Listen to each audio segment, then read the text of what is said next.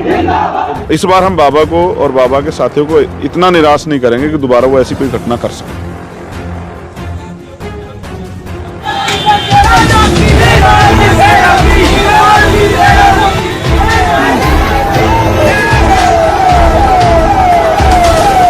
देखिए, सरकार जो मुखिया हैं वो जब जाके चरण वंदन होते हैं बाबा के, तो बाबा को भी एहसास है, बाबा के चेले चपाटों को भी उनका कुछ हो नहीं सकता। मगर फायरिंग की, अगर वो फायरिंग किसी के लग गई होती तो हाथ धो के बैठ गया होता, और अभी तक पकड़ धकड़ नहीं हुई, क्योंकि वो कल के जो भिखारी थे आज के करोड़पति है। रोका भीम आर्मी के लोग, समझाया, वरना उस बाबा को जो अपने आप को अहंकारी और ताकतवर समझा उसका इलाज करते हैं। छोटे महाराज कहलाता है। छोटे महाराज को बड़े महाराज बना देते हैं हमारे लोग। आम आदमी होके क्या हम वो नहीं गाना बजाना नहीं कर सकते अपने घर पे? क्या पंडितों का ही ये सारा राज? बाबा ने किन लोगों की जमीनें छीनी हैं, बाबा के षड्यंत्र और इस अन्याय का कौन कौन लोग वहाँ शिकार हुए हैं, वो सारी लिस्ट हमने अपने पास इकट्ठा की है। जीवन दिया उनके घर को तोड़ा हम लोगों ने, इतना किसान दे के, और आज हम पे ही बार कर रहे हैं ये लोग, क्योंकि कल के भिखारी है, इनको एक टाफी के लिए पैसे इकट्ठे नहीं हुए इनके पास, आज करोड़ों अरबों रुपए हो गए। हमारा लगभग फैसला ये है कि अब जो पंचायत होगी वो छतरपुर में होगी, जैसी भोपाल में हुई, कि हमारा कोई रोल नहीं है, सब कुछ हमसे ना जोड़ा जाए। मैं कह रहा हूँ कि सब कुछ आपसे ना जोड़ा जाए तो आपको चाहिए कि ऐसे गुंडे को क्यों पनाह दे रहे हो, उसको गिरफ्तार कराओ। तो जो प्रदेश की कानून व्यवस्था को संभालने वाले लोग हैं वही IAS IPS बैठ के वहाँ जो उनके पैर छुएंगे तो उनको ये नहीं लगेगा कि वही सब कुछ है। सुरक्षा बाबा की हो रही है, जो अपराध करें उन्हीं की सुरक्षा हो रही है। सत्ता के दम पे जो नंगा नाच वहाँ हो रहा है।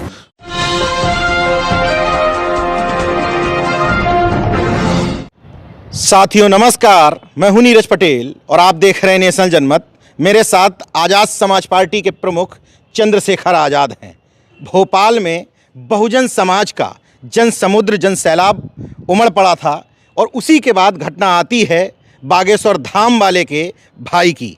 48 घंटे का अल्टीमेटम आपने दिया था।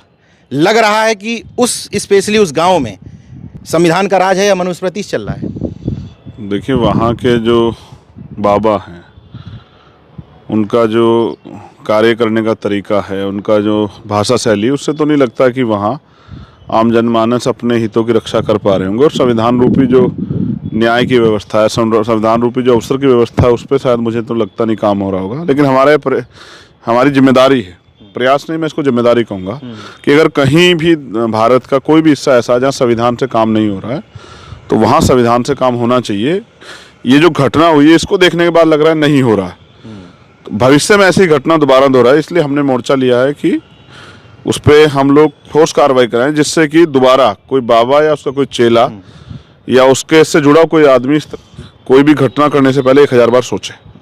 आप सोचिए कि SC ST एक्ट लग जाता है, पुलिस आज भी कह रही कि जांच करवा रहे हैं, वीडियो में सब कुछ दिख रहा है, पिस्तौल लहराई जा रही, हवाई फायरिंग हो रही, SP कह रहा है कि पिस्तौल पता नहीं अभी है कि नहीं थी, टॉस थी क्या थी।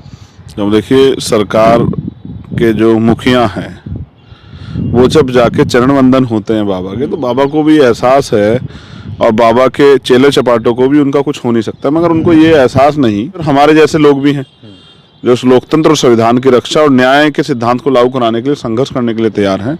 मेरा ऐसा मानना है कि अगर आपको याद हो, मैं इससे भी बड़ा एक और ताकतवर व्यक्ति आपको याद दिलाता हूँ, आसाराम इनसे भी बड़े थे। देश के प्रधानमंत्री उनके पैर छूते थे, उनके पक्ष में बड़े बड़े भाषण देते थे।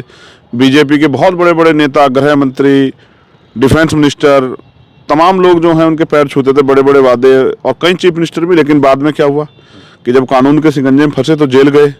अभी तक जेल के पीछे जो है सलाखों में जो है दिन गुजार रहे हैं। कि आप 48 घंटे का समय दिया था, एक पर्याप्त समय कि आप उसको गिरफ्तार करो, सारे एविडेंस है, सब कुछ है।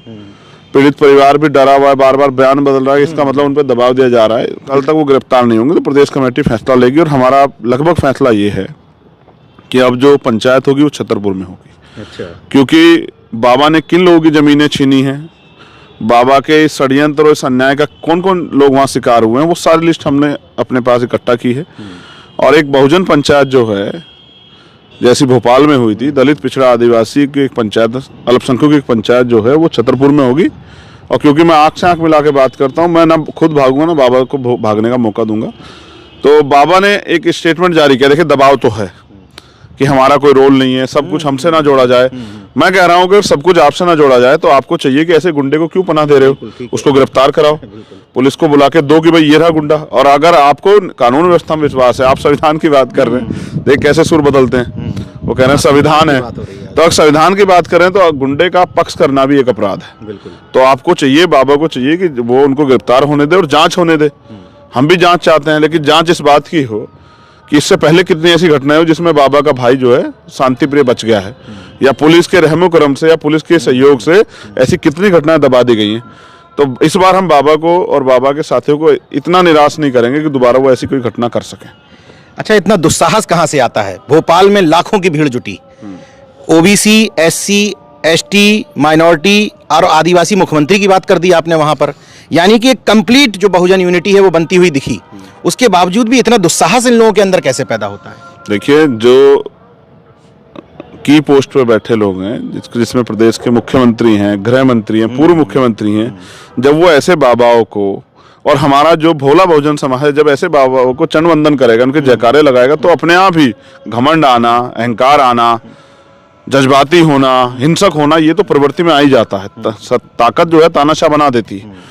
तो जो प्रदेश की कानून व्यवस्था को संभालने वाले लोग हैं, वही आईएएस आईपीएस बैठ के वहां जो उनके पैर छुएंगे तो उनको ये नहीं लगेगा कि वही सब कुछ है। ऐसा अहंकार ज्यादा दिन नहीं चलता है, अभी उनके अंदर अहंकार है। आप देखो, उससे भी बड़ी बड़ी घटनाएं एक और हुई, वहां एक बच्ची गायब हुई, वहां से एक बच्ची की जान चली गई उस पाखंड के चक्कर में, एक महिला की जान चली गई।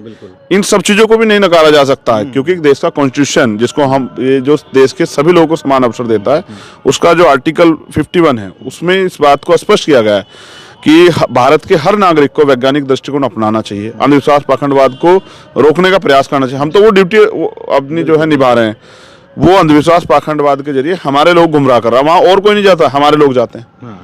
हमारे लोग वहां से उम्मीद करते हैं, क्योंकि देश में संसाधनों में गैर बराबरी हुई है, संसाधनों का वितरण हुआ है, वो सही तरीके से नहीं हुआ और आज भी नहीं हो रहा है। इसके कई उदाहरण मैं आपको दे सकता हूं कि आरक्षण के 27% होने के बाद भी वहां 14-14.5% मिल रहा है। अभी मैंने परसों ही वहां जब मैं गया, कहा कि जो 16% आरक्षण है एससी का, उसमें भी 11, 12, 13 जो मध्य प्रदेश प्रशासनिक सेवा में अब तक मिल रहा है, 16 पूरा नहीं हो रहा है। तो ये जो वितरण की गैर बराबरी, इसके कारण जो लोग गरीब लोग हैं, आर्थिक रूप से कमजोर लोग हैं, एससी एसटी ओबीसी के, वो ये चाहते हैं कि उनकी जिंदगी में बदलाव हो जाए। धर्म का जो को आधार बना के जो पाखंडवाद फैलाया जाता है, तो उनको उम्मीद है कि बाबा के पैर छूने से या बाबा को जाकर दुख बताने से दुख खत्म हो जाएगा, जबकि दुख नहीं खत्म होगा, बाबा का सुख बढ़ेगा। तो मैं समझता हूं बाबा को सुखी करने से काम नहीं चलेगा, जनता के दुख दूर करने के लिए ऐसे बाबाओं के चंगुल से लोगों को निकालना चाहिए। उसका एक ही जरिया है कि बाबाओं की पोल जनता के सामने खुले, जिसको ये खुद बाबा को ये नहीं पता, जो सबके पर्चे देख लेता है, भविष्य देख लेता है, उस बाबा को नहीं पता था कि उसका भाई क्या अपराध कर रहा है, जो अपने भाई को नहीं रोक रहा। मैं समझता हूँ कि ठीक है, वो अपराध बाबा ने नहीं किया, उनके भाई ने किया है, लेकिन आप तो पहले ही सबको देख लेते हो, अपने घर में नहीं देख पा रहे हो कि आपका भाई जेल जाने की स्थिति में आ गया है, और आप बात कर रहे हो जोड़ने की। वहीं वो बाबा का भाई इतने बड़े समाज को, अहिरवार समाज को अपमानित कर रहा है, माँ बहन की गालियां दे रहा है, सीधे सीधे बिल्कुल पीट रहा है, खाने की टेबल पे लात मार दे रहा है, और कह रहा है कि वो पिस्टल से जो है फायर कर रहा है, और वो उस बच्ची को मारने की धमकी दे रहा है, इसकी शादी है। मैंने कहा कि मैंने रोका भीम आर्मी के लोगों को, समझाया ये ठीक नहीं है, हम संविधान को मानने वाले लोग हैं, वरना उस बाबा को का वो जो चेला आपको अहंकारी और ताकत समझा, उसका इलाज करते हैं, छोटे महाराज कहलाता है वो। हाँ, उस छोटे महाराज को बड़े महाराज बना देते हैं हमारे लोग। लेकिन मैंने रोका उनको कि नहीं, ये ठीक नहीं है। जब हम संविधान में भरोसा रखते हैं तो हमें कानूनी कार्रवाई करनी चाहिए। और मुकदमा नहीं दर्ज हो रहा था, हमारी टीम जाके मुकदमा दर्ज कराई, तब उनमें बल आया। फिर मैंने उनके पिताजी से पूछा, लड़ोगे या फिर दब जाओगे? तो उन्होंने कहा नहीं, लड़ेंगे, क्योंकि वो भी ग्लानि महसूस कर रहे हैं। मुझे तो ये डर है कि गिरफ्तारी में देर होने के कारण हो सकता है उसको परिवार कोई गलत कदम ना उठा ले। जितना अपमान वो परिवार महसूस कर रहा है, समाज, हो सकता है वो कोई इस तरह का आत्मघाती कदम उठा ले, किसी की जान माल का नुकसान हो जाए। भी चश्मदीद हैं, स्पष्ट कह रहे हैं कि मेरी जान को खतरा है। बिल्कुल, लेकिन बताइए सुरक्षा किसको दी गई है? सुरक्षा बाबा की हो रही है। जो अपराध करें उन्हीं की सुरक्षा हो रही है। सत्ता के दम पे जो नंगा नाच वहां हो रहा है, उसी के लिए हमने तय किया कि बाबा का तो चलो चल रहा है, लेकिन हमारे लोगों पे तो वहाँ पक्के मकान भी नहीं है नीरज भाई। मैं भी गया, मैंने देखा, जब किशन लाल यादव बागरी हमारे साथी जो आंदोलन में आए थे, उनकी जिनकी डेथ हुई, मैं जब उनके घर गया तो मैंने देखा उनका उस वहाँ पे बड़े पैमाने पे SC ST BC के जो मकान हैं उन लोगों पे पक्के मकान भी नहीं है। आज़ाद हुए में 75 साल से ज़्यादा हो गए हैं।